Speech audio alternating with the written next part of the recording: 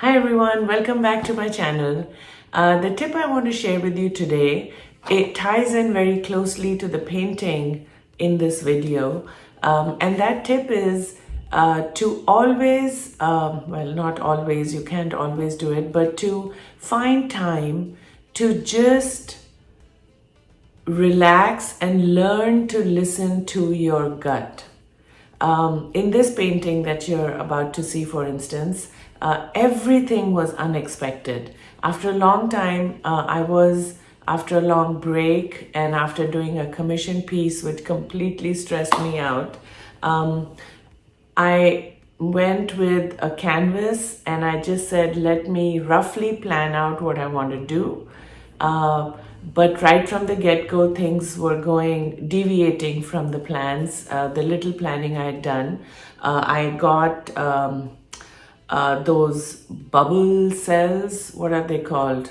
The cloud cells. I got cloud cells because the base I used wasn't not the one that I accidentally used the wrong base for this painting. So I got tons of cloud cells, which I love, but I don't adore. Anyway, I got a ton of cloud cells, and the swiping I had to do changed the color compilation significantly. And then when I went to do the abstract on top of it, I selected colors that I basically selected colors that I needed to finish up. And that was a mistake. One should never do that. And I did land up liking it, but then adjusting the colors significantly. So the tail end of the video is what you want to wait for to see the finished product. But anyhow, without further ado, I do want to share this painting with you. I, as always, love it. A lot of unexpected stuff happening in it, but it all turned out well. So hope you enjoy, and as always, thank you for watching. Okay, I'm going to do a traveling ring pour down this direction. And for my colors, for the backdrop, I have a light gray, very, very pale gray. Then I have a metallic blue, a dark royal blue, I have a bright red, I have a gold,